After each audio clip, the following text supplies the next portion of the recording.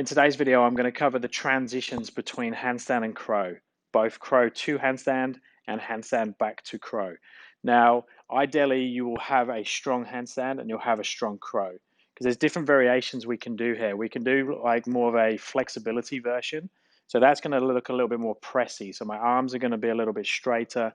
I'm going to have a higher hip position, a higher height for the crow. So it's going to look more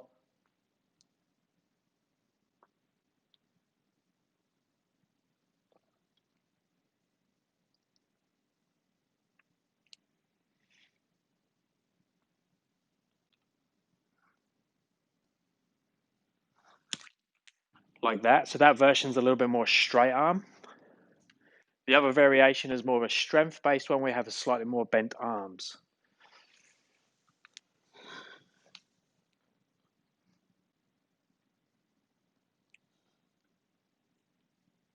So you're going to resonate to one of those versions more than the other. So some people are a lot stronger, a lot more comfortable with bent arms. Some people are a lot more comfortable with a higher knee position and straighter arms. So let's first assess your handstand and your crow positions. So what we want to see in the crow is that I can hold different height positions. I can be straighter arms. I can be lower and more bent arms. And I want to be able to hold both of those positions with control. In the handstand, I want to be able to move around in that position. So I have a handstand, but I can move around. So I can move the shoulders around, I can move the legs around.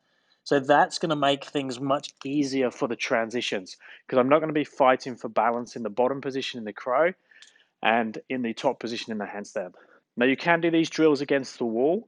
So if you're missing some of the balance components, then we can use the wall as assistance.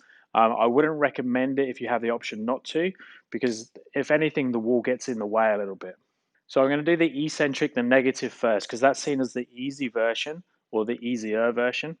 So I'm going to start in the handstand. I'm just going to roll down like I do in a press, but I'm going to have frog legs. So I'm not going to straddle, I'm not going to tuck. I'm just going to try and bring the knees to chest as much as I can and then roll down and see if I can slowly take the toes towards the floor. So ultimately the goal here is to be in the handstand position, bring your knees towards your chest, roll down,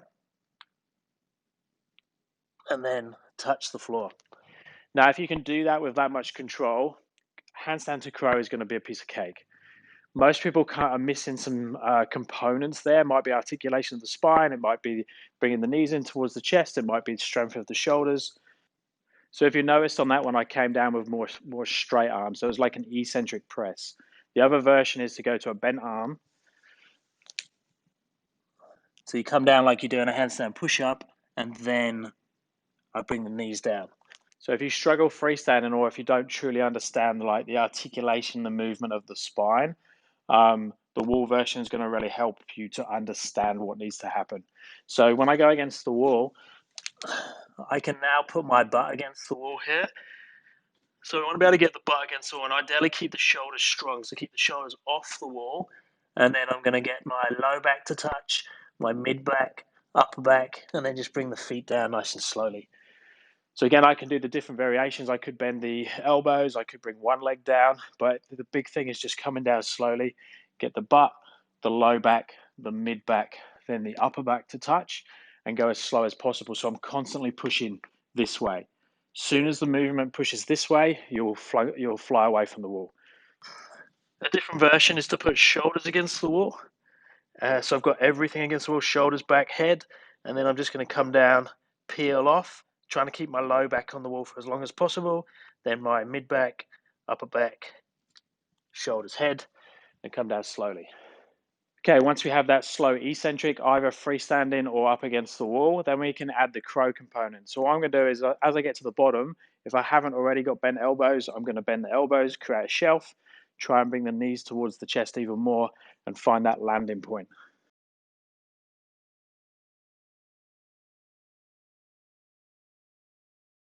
So timing is going to be a little bit different for everyone, depending on whether you bend the elbows at the end or at the start.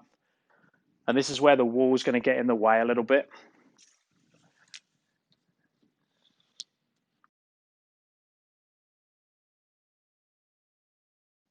So as you can see, my head gets in the way. So as I come down in a crow position, your head normally comes very far forwards. It can't with the wall. So that gets in the way. So it fires me off and I can't actually get my knees to reach my elbows. One way of doing it is to come much further away from the wall. And now when I come down, I have a bigger gap and I can just get there. But it's a bit uncomfortable. You have to bend your elbows a little bit more, turn the hands out. If not, it's going to hit the wrist hard. Now, if you're really struggling to get contact, so finishing that crow position, you can either just do more repetitions of the eccentric one, rolling the spine down, trying to keep the hips up and high, and just get better and better at that so you can slow it down, or you could try the single leg version. So this is a little bit easier because I can keep this leg up in the air and I can just bring the right leg down. Okay, now the fun bit, going back up. Now going back up is a little bit different. We're going to use a little bit more strength, either bent arm strength, straight arm strength, or a combination of both. I could literally be in a straight arm crow position here, and then more of a press up. Or I could be in a big bent arm position.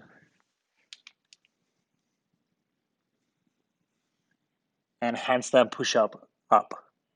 Ideally, we want to be working both of those two variations.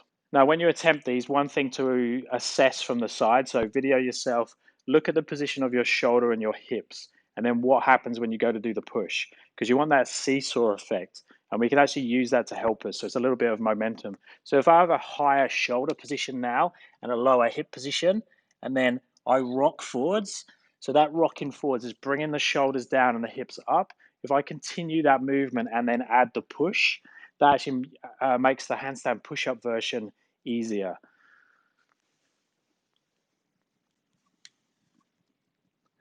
See, I nearly like create momentum to come up. So I tip and then push.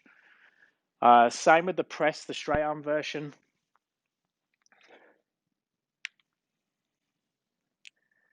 See how as soon as my toes come off the floor, I continue that movement. It's like I roll up. So if you can do those versions quite comfortably with the momentum, then we obviously want to slow it down and make it harder.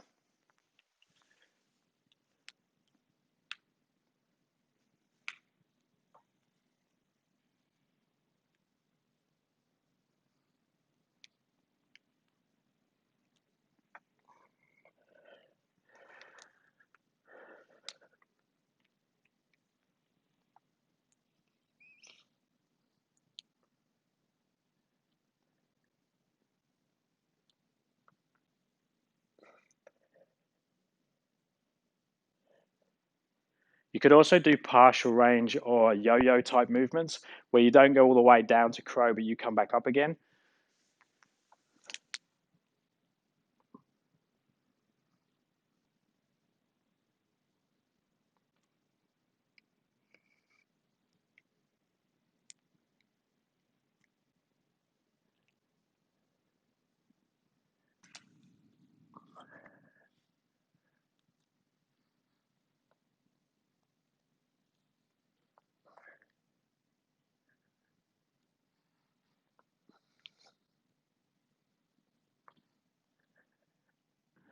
So to recap, we want to make sure we have that handstand that's strong and we can move around in.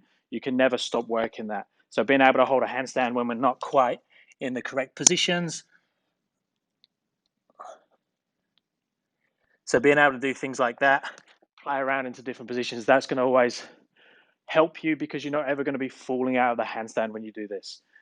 Making the crow the same, so I can do a crow here, I can do a crow here, I can do a crow there.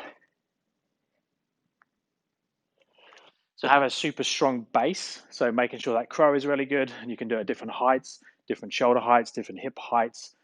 And then practicing the eccentrics, so slow, very slow negatives, either up against the wall or freestanding. Then adding in the going up movement. Remember, we could do single leg.